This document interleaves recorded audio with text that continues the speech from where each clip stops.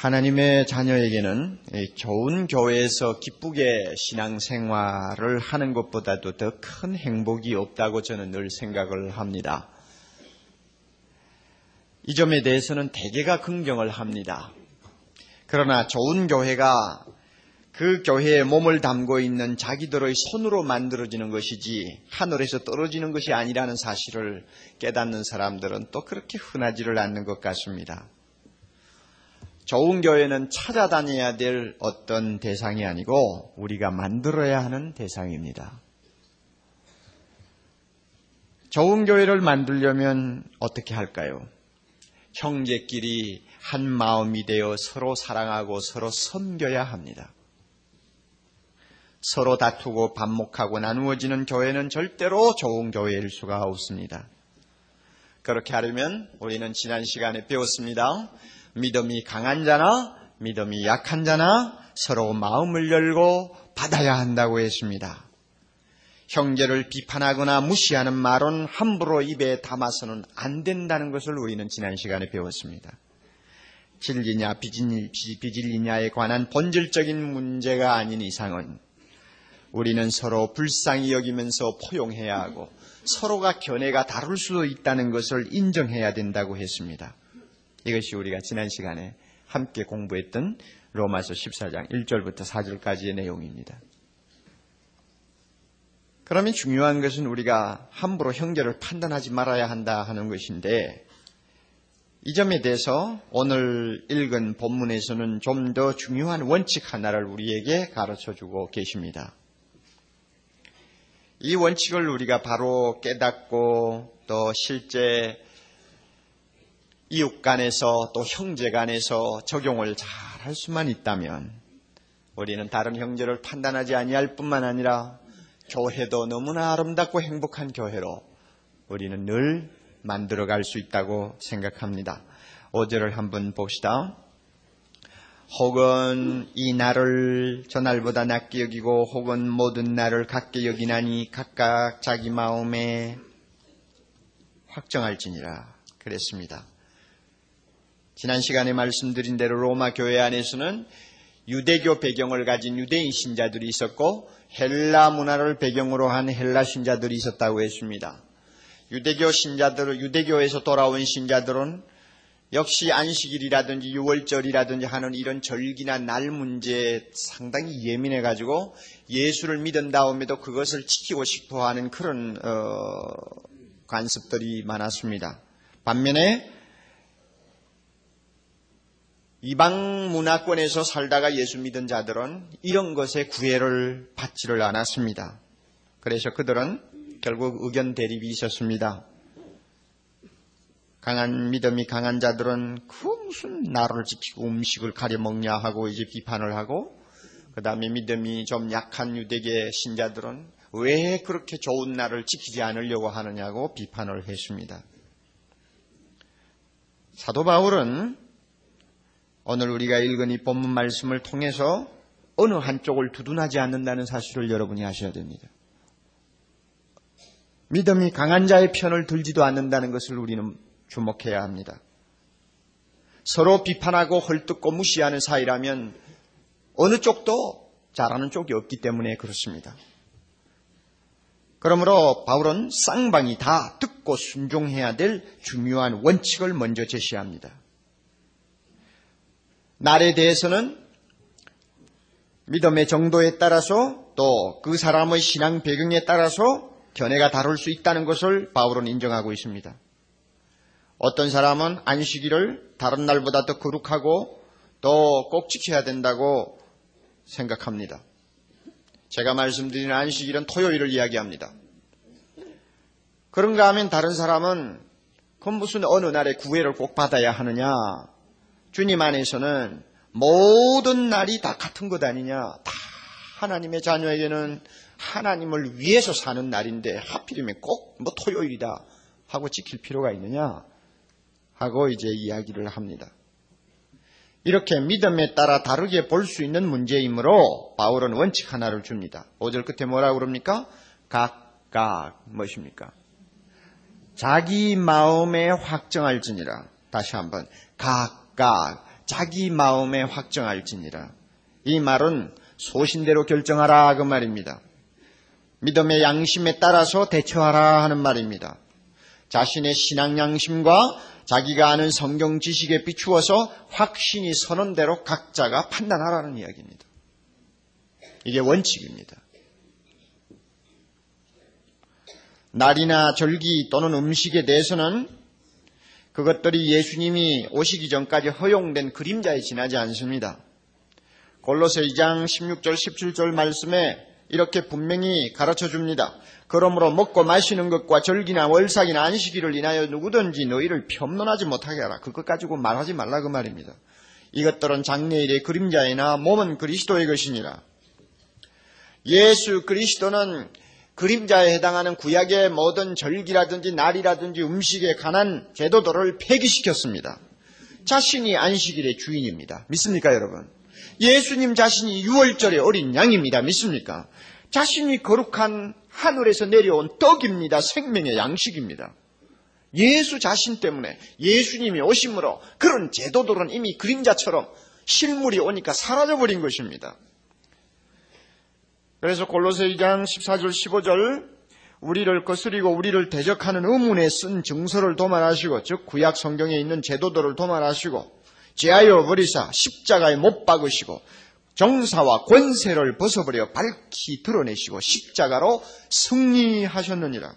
예수님은 십자가와 부활을 통해서 우리가 이와 같은 제도에 묶여가지고 허우적거리는 종살이에서 벗어나도록 한 것입니다. 그러나 어느 정도 벗어났느냐, 어느 정도 지킬 것이냐 하는 그런 아주 미묘한 문제들이 깔려 있을 수가 있습니다. 바로 이것이 로마 교회가 겪었던 어려운 문제입니다.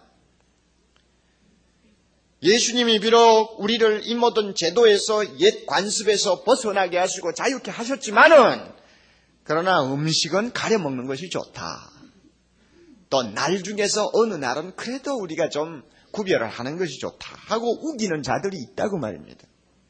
그러면 바울은 뭐라고 합니까? 그 사람들이 그렇게 하는 것이 자기 양심에 참 편안하고 옳다고 생각하면 그대로 하도록 내버려 두라는 것입니다. 자기 마음에 확정한 대로 할지니라. 그리고 뭐 그런 것에 구애받을 필요가 없다 하고 양심적으로 분명히 확신이 서고 하나님의 말씀을 통해서 자기의 판단이 옳다고 생각하는 사람들은 그런 날과 음식 같은 데 구애받지 않고 자유스럽게 신앙생활 하도록 내버려 두라는 것입니다. 그것 가지고 서로 비판하지 말라는 것입니다. 무슨 말씀인지 아시겠어요? 요즘도 예수를 믿는 자들 가운데서 자기 소신에 따라 별스럽게 날을 지키는 자들이 좀 있습니다. 금요일은 예수 그리스도가 십자가에 못 박혀 돌아가신 날이라고 해서 특별히 아침부터 금식을 하면서 별스럽게 지키는 사람들이 있습니다. 또 제가 존경하는 OM 선교부의 조지 버 총재 같은 분은 한 달에 하루는 반드시 따로 구별해서 정해놓고는 아침부터 그날은 기도하는 날로 일체 사람하고 만나지 않고 그날을 자기 나름대로 거룩하게 지킵니다. 여러분 그 사람 보고 잘못했다고 할 수 있습니까? 너 왜 그렇게 하느냐고 비판할 수 있습니까? 또 금요일이나 또 한 달에 하루 날을 구별해서 지키는 사람이 그렇게 하지 않는 사람을 보고 너는 왜 그렇게 하지 않느냐고 말할 수 있습니까? 절대 그렇게 못합니다. 만약에 말을 하고 비판한다면 그 사람 자신이 잘못하는 것입니다. 음식에 대해서도 요즘 보면은 뭐 피를 안 먹는 사람들이 있습니다. 피가 들어가는 순대라고 하나요? 뭐라고? 순대? 예, 순대 같은 거 절대 입에 안 되는 예수 믿는 사람들이 있습니다. 그리고 뭐 특별히 개고기 같은 거, 보신탕 같은 것은 안 먹으려고 하는 사람들이 있습니다. 왜냐하면 그런 고기는 전부 다 기둥에다가 개 모가지를 달아놓고 두들겨 잡은 것이기 때문에 성경에 보면 목을 매가지고 두들겨 잡은 음식은 먹지 말라고 했다 이래가지고 안 먹습니다. 그러나 여러분 뭐 그런 자기 소신이 있다면 그대로 하는 것이죠. 그러면 보신탕 장사만 이제 손해보는 것밖에 안 되죠. 예, 그럴 수밖에 없어요. 그러나 자기 양심에 그거는 안 하겠다고 하면 그거 우리가 존경을 해줘야 됩니다.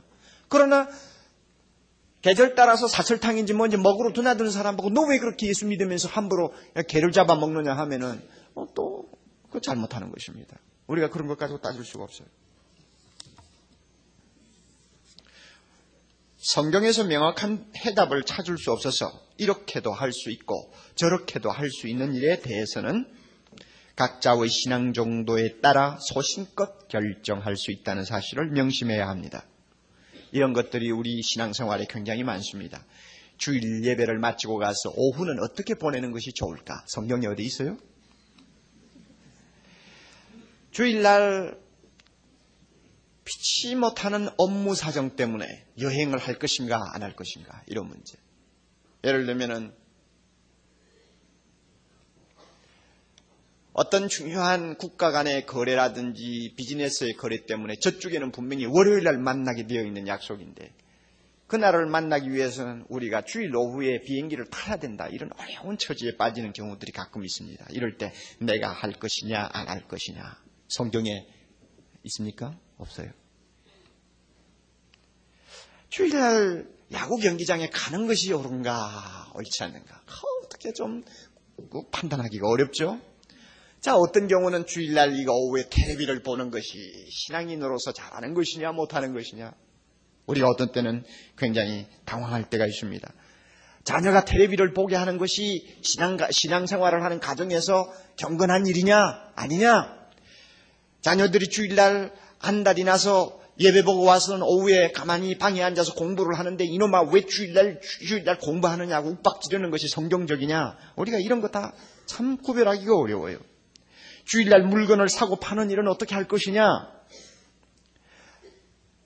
사회적인 활동을 하면서 상무다 전무다 사장이다 하는 분들이 공식적인 어떤 칵테일 파티에 가가지고 술잔을 들고 건배하는 것이 과연 바람직하냐 안 하냐.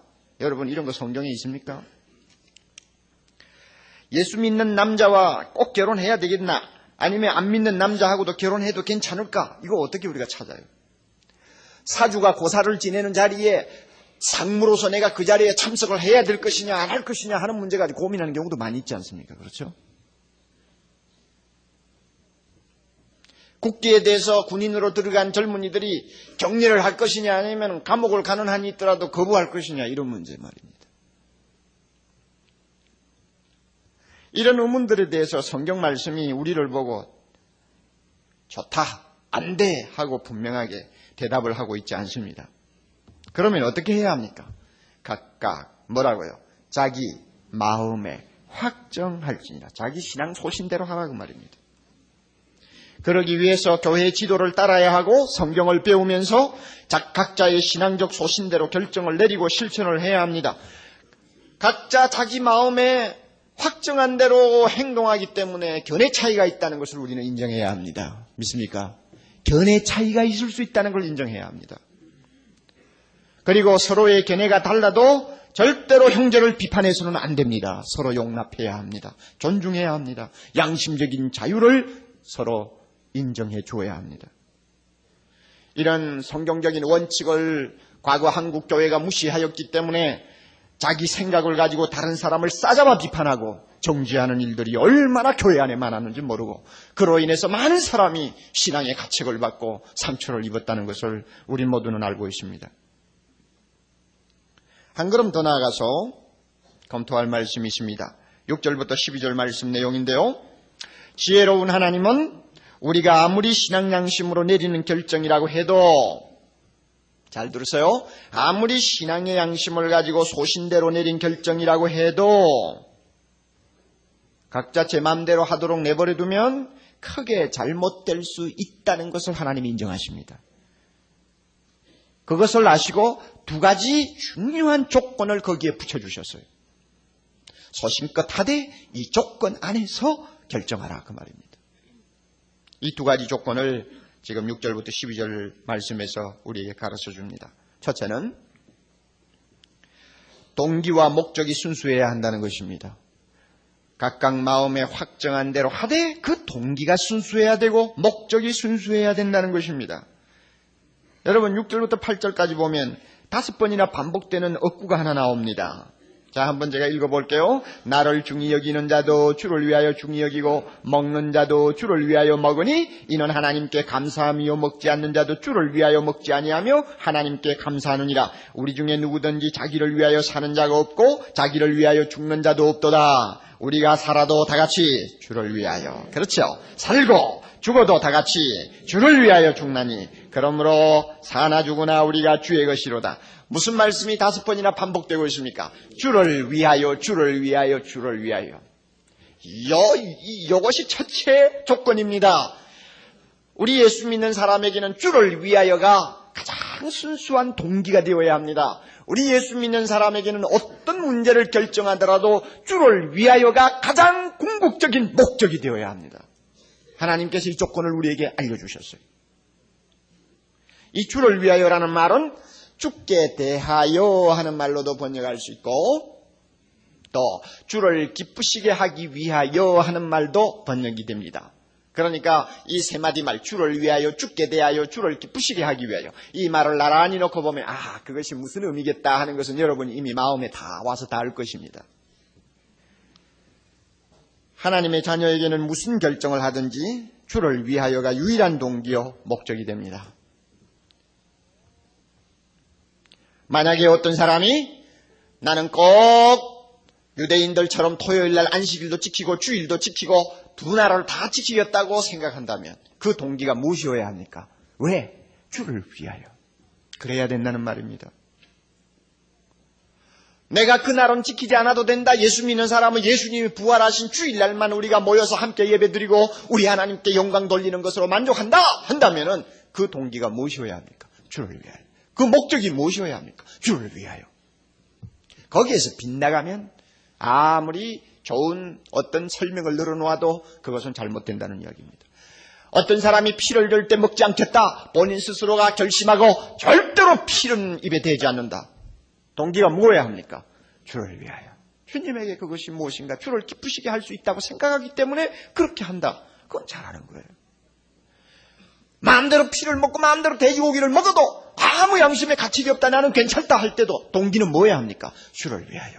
또 주님의 영광을 위해서 궁극적인 목적이 되어야 된다는 말입니다.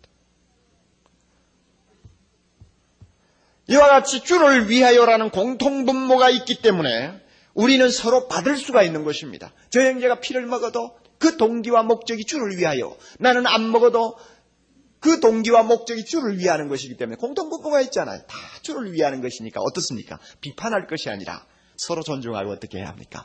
받아야 된다 하는 것입니다. 7절 8절은 이번 한 주간 동안 우리가 외우고 묵상해야 될 말씀입니다. 여러분 이 말씀 보세요. 우리 중에 누구든지 자기를 위하여 사는 자가 없고 자기를 위하여 죽는 자도 없도다. 우리가 살아도 주를 위하여 살고 죽어도 주를 위하여 죽나니 사나 죽으나 우리가 주의 것이로다. 여러분 이 우리 속에 내가 들어갑니까 안 들어갑니까? 예외가 없다는 것을 여러분이 인정하셔야 됩니다. 이것은 선택의 문제가 아닙니다. 내가 인정하고 안 하고에 따라서 좌우되는 문제가 아닙니다. 이미 결정된 하나의 운명을 우리에게 가르쳐 줍니다. 우리는 주를 위하여 살고 주를 위하여 죽어야 되는 주의 것입니다. 주의 것입니다. 믿음이 좋은 사람도 여기에 해당되고 믿음이 약한 사람도 여기에 해당되고 아직도 교회 나온 지 얼마 되지 않아서 하나님의 말씀 잘 깨닫지 못해가지고 설교도 잘 여러분이 이해를 못하는 분이라도 일단 예수를 믿었으면 우리 안에 들어온 사람입니다. 이제는 내가 나를 위해 살지 못합니다. 여러분 주를 위하여 산다 하는 말은 나를 위하여 산다는 말이 끝장났다는 이야기입니다. 예수 믿기 전에는 나를 위해 살았습니다. 그러나 예수 믿은 다음에는 이제는 나를 위하여 대신에 주를 위하여가 대치되었다는 것을 선언하는 것입니다. 왜 그렇게 됩니까? 9절 말씀이 설명을 합니다. 그 이유가 돼요. 이를 위하여가 뭡니까? 우리가 살아도 주를 위하여 살아야 되고 또 죽어도 주를 위하여 죽고 다시 말하면 죽으나 사나 주님을 기쁘시게 하는 자가 되어야 되는 이유가 뭐예요? 이를 위해서 그렇게 하도록 하기 위해서 주님이 그리스도께서 죽었다가 다시 살으셨으니 곧 죽은 자와 산 자의 주가 되려 하십니다. 여러분 예수 그리스도가 왜 죽으셨습니까? 예수 그리스도가 왜 부활하셨습니까? 고린도후서 5장 15절은 이 9절 말씀을 더 보충적으로 우리에게 가르쳐 줍니다. 저가 모든 사람을 대신하여 죽으시면 산자들로 하여금 다시는 저희 자신을 위하여 뭐하지 말고 살지 않고, 또 이 말도 저희 자신을 위하여 죽지 않고 오직 저희를 대신하여 죽었다가 다시 사신 자를 위하여 살게 하려 함이니라. 고린도후서 5장 15절 분명히 우리에게 말씀합니다. 예수님이 왜 십자가에 죽으셨습니까? 우리는 흔히 생각하기를 우리 죄를 위하여 죽으셨다고 합니다. 그것은 1차적인 설명입니다. 그러나 2차적인 설명이 있습니다. 우리 죄를 위하여 주님이 십자가에 죽으셨다는 말은 주님이 십자가에서 우리를 사셨다는 말입니다. 우리가 주님의 것이 되었다는 이야기입니다. 그러므로 이제부터 예수님이 왜 죽으셨느냐 물으면 내가 이때까지 나를 위해 사는 인생이었지만 이제는 주님을 위해서 살도록 하기 위해 주님이 죽으셨다, 이렇게 대답해야 합니다. 우리는 주의 것이 되었습니다. 미국 애들이 제일 먼저 배우는 말이 마이라고 합니다. 마이. 뭐요? 나 하는 말이죠. 나를. 미국 애들이 제일 먼저 배우는 말이라고 그래요. 우리나라 애들은 그렇진 않죠. 엄마, 아빠죠. 그러니까 상당히 정이 더 많죠. 그렇죠? 미국 애들보다도. 그러나 근본적인 입장에서 볼 땐 똑같습니다. 우리 인간이 자연인으로 태어날 때는 전부 다 나밖에 모르는 인간입니다. 나를 위해 살고 나를 위해 죽습니다. 그러나 우리가 중생받을 받고 나서 처음 배우는 말이 무엇입니까? 중생받을 때 처음 배우는 말이 뭡니까? 주님 위하여. 나를 위하여 대신에 주님 위하여입니다. 갈라디아 2장 20절 이 사실을 얼마나 선명하게 우리에게 가르쳐 줍니까? 내가 그리스도와 함께 십자가에 어떻게 됐나요? 못 박혔나니 그런즉 이제는 내가 산 것이 아니요. 내가 산 것이 아니요. 어땠다는 거예요? 오직 내 안에 그리스도께서 사신 것이라. 이거 보세요. 이제 나라는 존재는 없어졌어요. 예수만이 내 안에 있어요. 그러므로 내가 살아도 주를 위하여고 죽어도 주를 위하여입니다. 여기에 예외가 없습니다. 여러분이 인정하든 안 하든 믿든 안 믿든 상관없어요. 일단 예수님을 여러분이 나의 구주라고 분명히 믿고 고백하는 이상은 이제는 여러분은 나를 위하여라고 하는 인생 목표, 이것은 무덤에 들어간 것입니다. 우리 모두가 여기에 가책을 받아야 합니다. 이런 의미에서 7절, 8절은 우리 모두의 양심선언이라고 할 수 있습니다. 이 선언문에 가책을 받지 않을 수 있는 신앙적인 동기와 목적을 가지고 우리는 모든 일을 다루어 나가야 합니다. 그런데 가끔 이 주를 위하여 하는 것이 남용이 될 때가 많아요. 좋은 일에 주를 위하여 하고 들고 나오면 그래도 참 은혜스러운데 교회 안에서 가끔 신앙생활을 하다가 보면 아무것도 아닌 걸 주를 위하여 하고 들고 나옵니다. 그리고 분명히 주를 위하여가 아닌 것 같은데도 주를 위하여라고 고집을 합니다. 참 이거 보면 그냥 복장을 칠 노릇이에요. 제 가까운 친구 목사님이 얼마 전에 저에게 와서 그래요. 그분은 아주 공부도 많이 하고 참 유능한 목사입니다. 큰 교회 부임을 했습니다. 한 2,000명 가까이 모이는 교회, 서울 지역에 있는 교회에 부임을 했습니다. 이제 부임한 지 한 1년 반 지났어요. 그런데 하루는 그 교회에 아주 중직을 맡고 있는 어떤 분이 찾아왔더래요. 찾아와서 이야기를 나누는데 무엇 때문에 오셨나 하고 궁금해하는데 갑자기 성경하고 같이 들고 노트 하나를 딱 내놓더래요. 내놓더니 목사님, 제가 교회를 위하여, 주님을 위하여, 그리고 목사님을 위하여 제가 말을 하지 아니할 수가 없습니다. 그래서 제가 말씀을 드리니까 양해하시고 좀 듣고 고쳐주시면 좋겠습니다. 그러더래요. 그래서 이게 뭐 노트까지 들고 왔으니 이건 뭐가 대단한 것이 나올 줄 알고 지금 긴장을 했습니다. 그랬더니 세상에 여러분,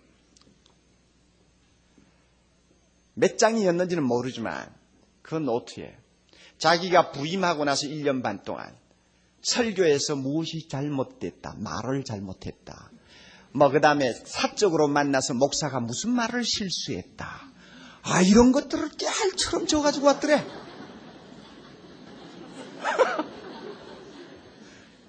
그리고는 그것을 놓고 자기는 주를 위하여서 목사에게 충고한다는 거야. 네, 이렇게 정신 나간 사람들이 가끔 있어요.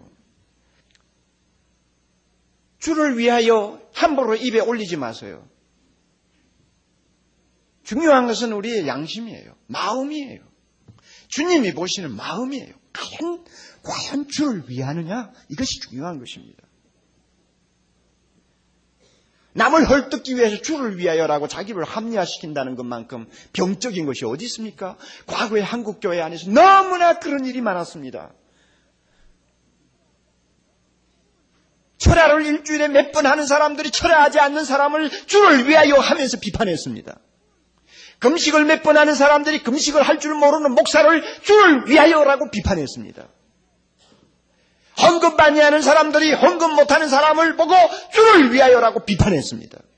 그런 명분 내세워놓고 남 비판한다 그 말입니다. 성경에 벌써 빗나가는 일입니다. 이렇게 잘못될 수는 있지만 여러분, 우리가 분명히 하나 알아두어야 합니다. 우리가 아무리 옳은 일이라고 생각되어서 하는 일이라도 주를 위하는 것인지 아닌지를 양심적으로 기도하면서 점검을 항상 해야 합니다. 예를 들어 주일 성수를 놓고 이야기합시다. 주일날을 지켜야 합니까? 지켜야겠죠. 주일날을 지키는 대원리가 무엇입니까? 동기와 목적이 뭡니까? 주를 위하여입니다. 여러분, 이것을 기억하세요. 그러므로 주일을 내가 보내는 데 있어서 과연 내가 주를 위하여서 이렇게 하느냐, 과연 주를 위해서 내가 이렇게 하루를 사느냐 하는 문제를 스스로 자기가 계속 기도하면서 물어야 합니다. 주일날은 주님을 위하는 날이지 나를 위하는 날은 아닙니다. 주일의 주인은 주님이지 날이 아닙니다. 그러므로 그분을 기쁘게 하고 영화롭게 하기 위하여 하는 명제만 같다면 우리 모두는 주일을 지키는 양식에 있어서 큰 차이는 있을 수가 없습니다. 주님을 위한다고 하는 분명한 공통분묘에 우리가 순수할 수만 있다면 주일을 지키는 양식에 이러니 저러니 하고 말이 있을 수가 없다는 이야기입니다. 오늘은 주님이 주인이신데 내가 이렇게 하면 그가 기뻐하실까 하고 늘 자신을 돌이켜보면서 자문자답하면서 그날을 보내는 사람이라면 분명히 주일을 잘 지킬 것 뻔하지 않습니까?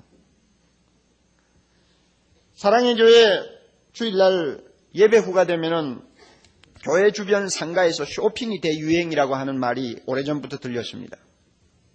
잘 들으세요, 여러분. 오늘 얼마나 열심히 사고 열심히 거래를 하는지 어느 음식점 주인은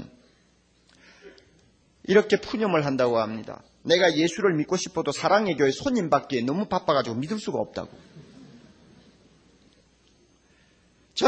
여러분, 저는 주일날 이것은 살 수 있고 저것은 살 수 없다, 이런 식으로 선을 그을 생각은 없습니다.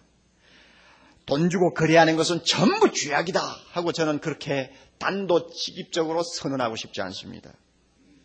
그런 식으로 획일적인 대답을 강단에서 할 만한 성경적인 근거가 없습니다.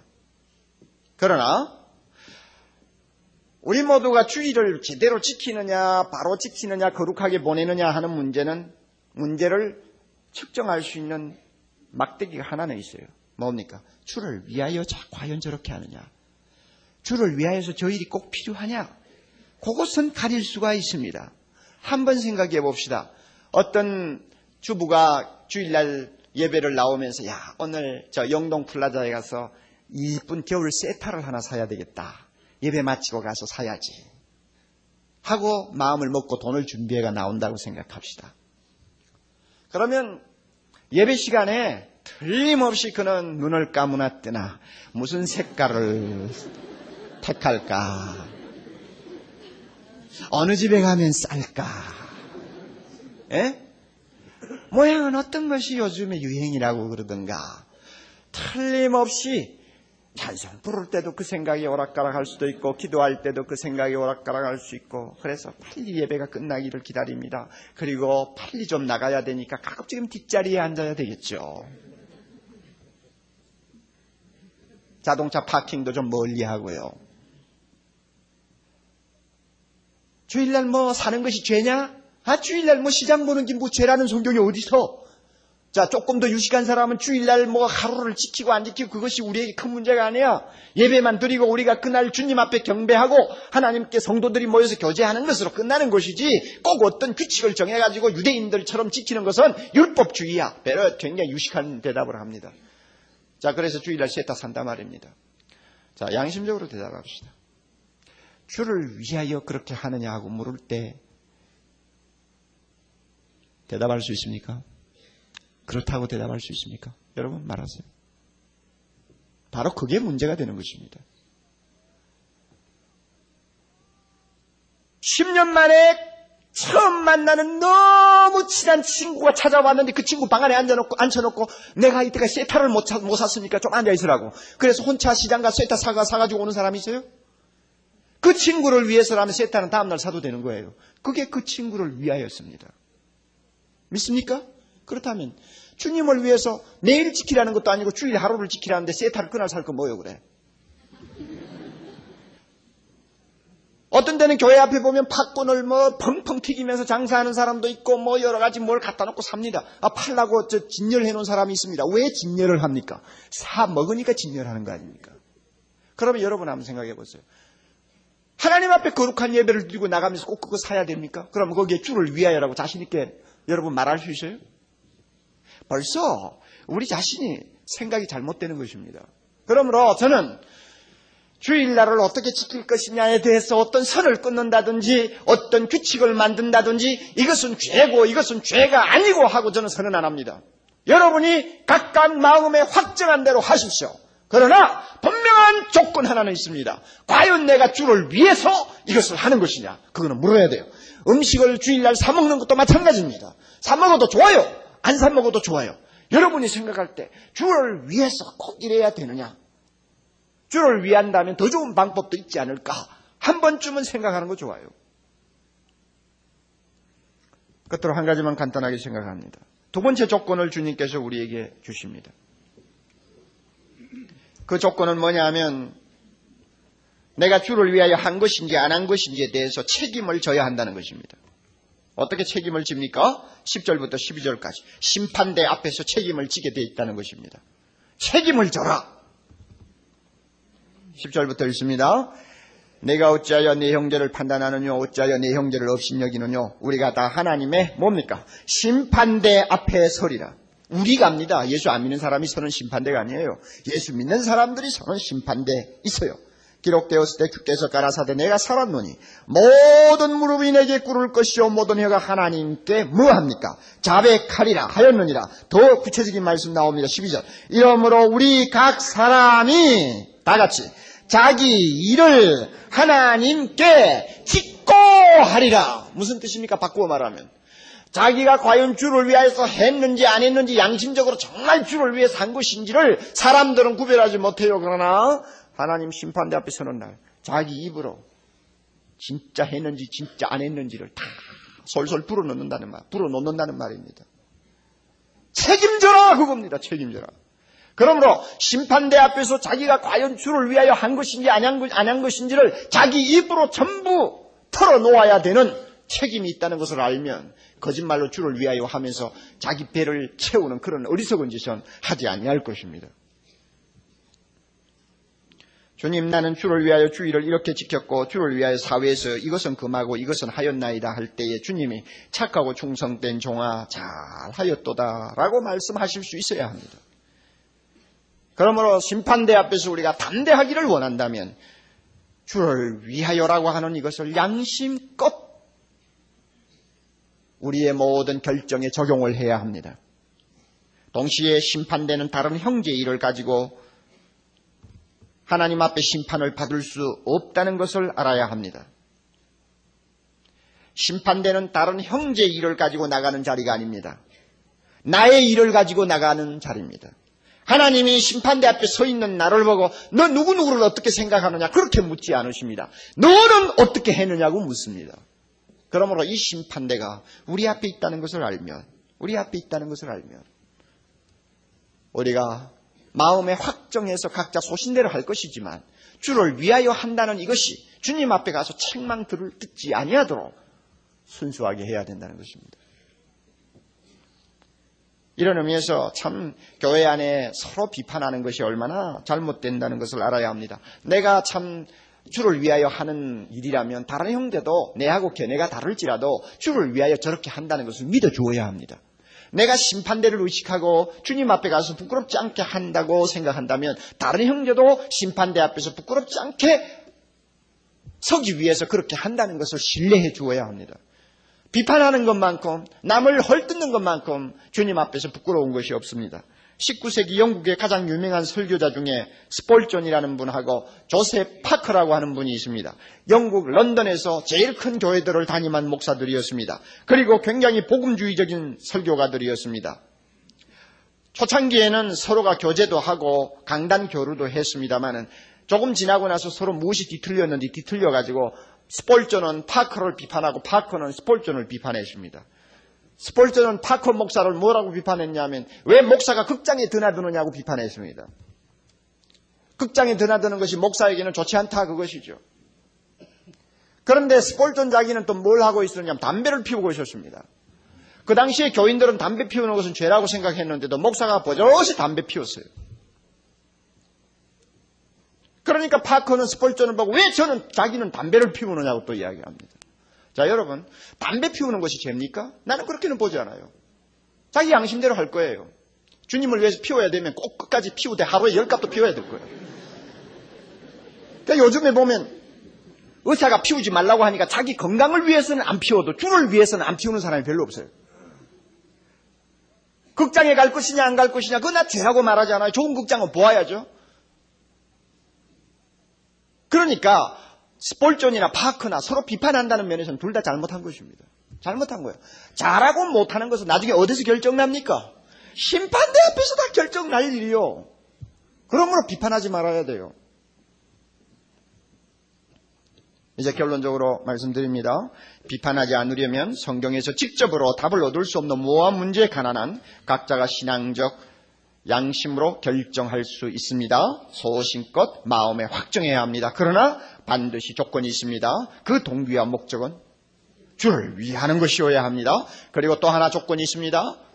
반드시 심판대 앞에서 정말 주를 위해서 한 것이 아닌지를 하나님께 심판받아야 한다는 사실입니다. 우리가 이것을 알고 적은 일이나 큰 일이나 신중하게 대처하면 주일 성수라든지 술, 담배 같은 문제도 은혜스럽게 풀어갈 수가 있을 것이고 내하고 의견이 좀 다른 형제도 얼마든지 포용하면서 사랑하고 위해 줄 수 있다고 봅니다. 그렇게만 된다면 교회는 아름다운 교회요, 좋은 교회요, 행복한 교회가 될 것입니다. 할렐루야. 다 같이 기도하십시다. 자비로우신 하나님 아버지, 오늘 우리에게 주신 귀한 원칙을 잘 우리가 마음에 두고 신앙생활을 주를 위해서 바로 하게 하옵소서. 그리고 나와 견해가 다르다 할지라도 다른 형제도 주를 위해서 저렇게 하는 줄을 알고 신뢰하고 사랑하고 포용하게 하옵소서. 예수님 이름으로 기도하옵나이다. 하나님의 자녀에게는 좋은 교회에서 기쁘게 신앙생활을 하는 것보다도 더 큰 행복이 없다고 저는 늘 생각을 합니다. 이 점에 대해서는 대개가 긍정을 합니다.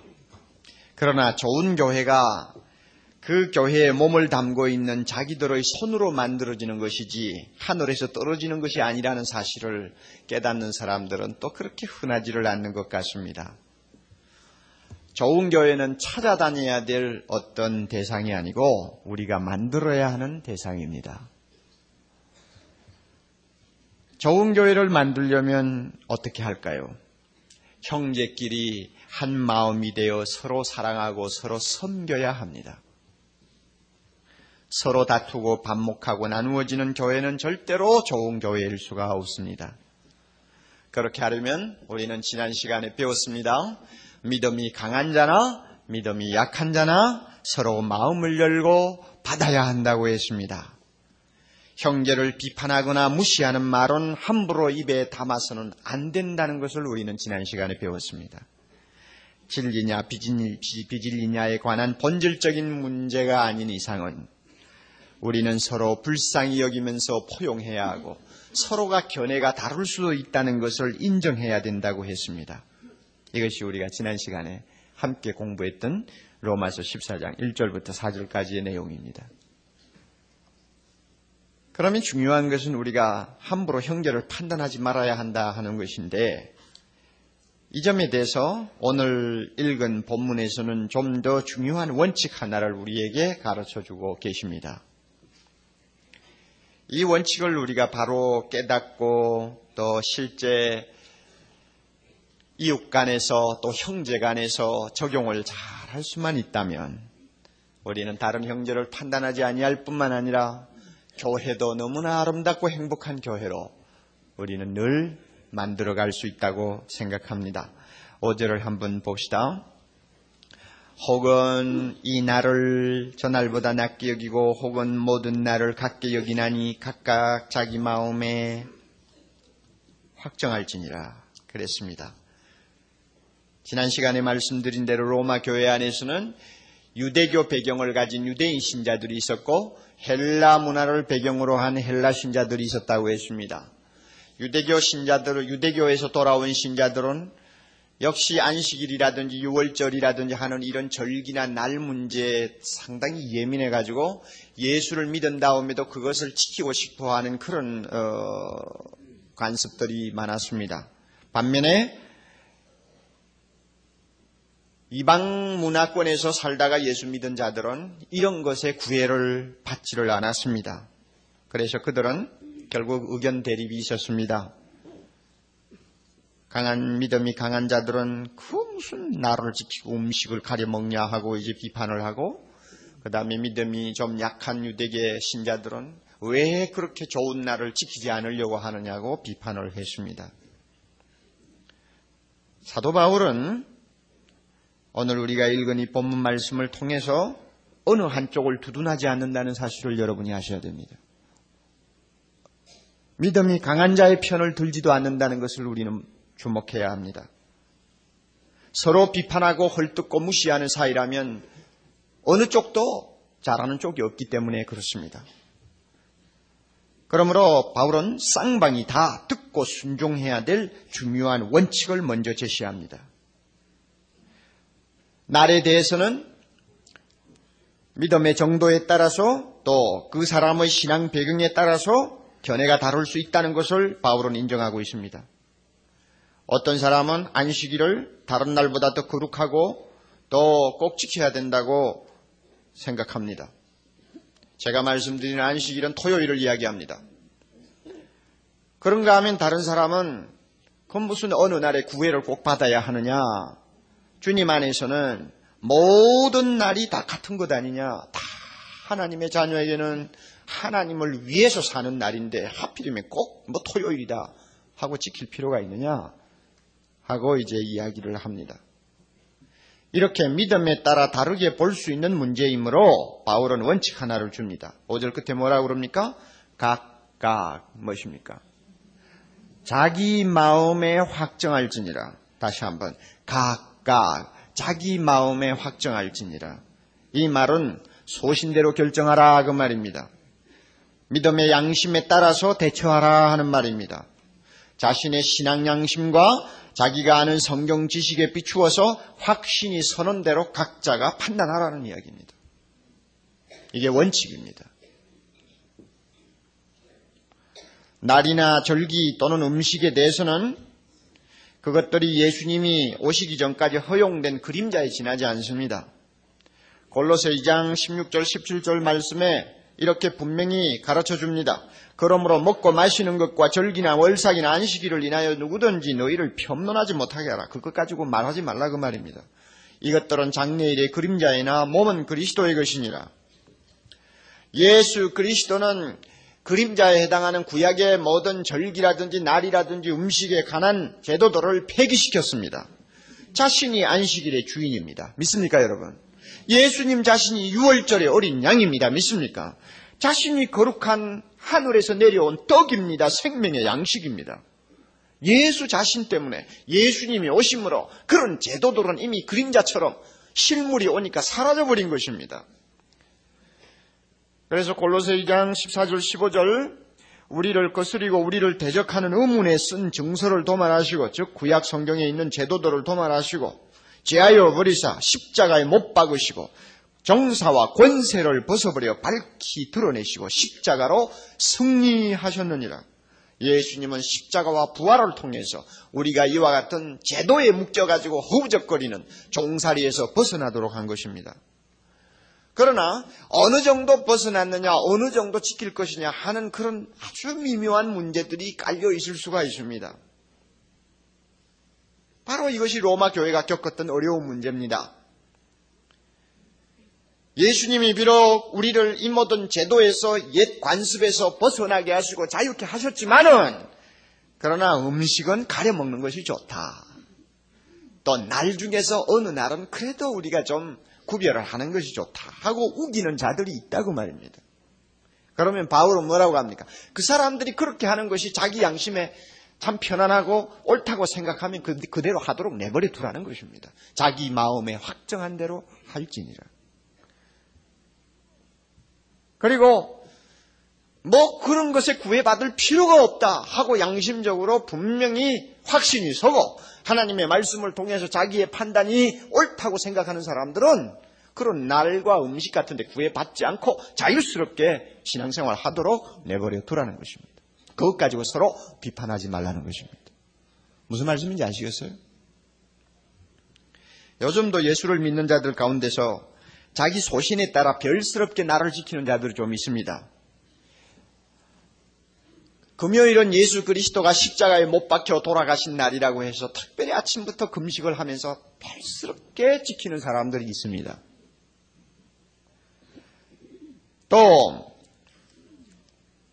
제가 존경하는 OM 선교부의 조지 버 총재 같은 분은 한 달에 하루는 반드시 따로 구별해서 정해놓고는 아침부터 그날은 기도하는 날로 일체 사람하고 만나지 않고 그날을 자기 나름대로 거룩하게 지킵니다. 여러분, 그 사람 보고 잘못했다고 할 수 있습니까? 너 왜 그렇게 하느냐고 비판할 수 있습니까? 또 금요일이나 또 한 달에 하루 날을 구별해서 지키는 사람이 그렇게 하지 않는 사람을 보고 너는 왜 그렇게 하지 않느냐고 말할 수 있습니까? 절대 그렇게 못합니다. 만약에 말을 하고 비판한다면 그 사람 자신이 잘못하는 것입니다. 음식에 대해서도 요즘 보면은 뭐 피를 안 먹는 사람들이 있습니다. 피가 들어가는 순대라고 하나요? 뭐라고? 순대? 예, 순대 같은 거 절대 입에 안 되는 예수 믿는 사람들이 있습니다. 그리고 뭐 특별히 개고기 같은 거, 보신탕 같은 것은 안 먹으려고 하는 사람들이 있습니다. 왜냐하면 그런 고기는 전부 다 기둥에다가 개 모가지를 달아놓고 두들겨 잡은 것이기 때문에 성경에 보면 목을 매가지고 두들겨 잡은 음식은 먹지 말라고 했다 이래가지고 안 먹습니다. 그러나 여러분, 뭐 그런 자기 소신이 있다면 그대로 하는 것이죠. 그러면 보신탕 장사만 이제 손해보는 것밖에 안 되죠. 예, 그럴 수밖에 없어요. 그러나 자기 양심에 그거는 안 하겠다고 하면 그거 우리가 존경을 해줘야 됩니다. 그러나 계절 따라서 사철탕인지 뭔지 먹으러 드나드는 사람 보고 너 왜 그렇게 예수 믿으면서 함부로 개를 잡아 먹느냐 하면은 또 그거 잘못하는 것입니다. 우리가 그런 것 가지고 따질 수가 없어요. 성경에서 명확한 해답을 찾을 수 없어서 이렇게도 할 수 있고 저렇게도 할 수 있는 일에 대해서는 각자의 신앙 정도에 따라 소신껏 결정할 수 있다는 사실을 명심해야 합니다. 이런 것들이 우리 신앙생활에 굉장히 많습니다. 주일 예배를 마치고 가서 오후는 어떻게 보내는 것이 좋을까? 성경에 어디 있어요? 주일날 피치 못하는 업무 사정 때문에 여행을 할 것인가 안 할 것인가 이런 문제. 예를 들면은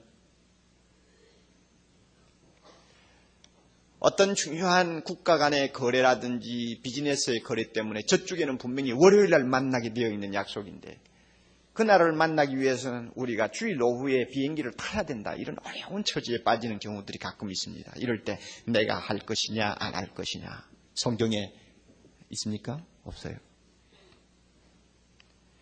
주일날 야구 경기장에 가는 것이 옳은가 옳지 않는가 어떻게 좀 판단하기가 어렵죠. 자, 어떤 경우는 주일날 이거 오후에 텔레비를 보는 것이 신앙인으로서 잘하는 것이냐 못하는 것이냐 우리가 어떤 때는 굉장히 당황할 때가 있습니다.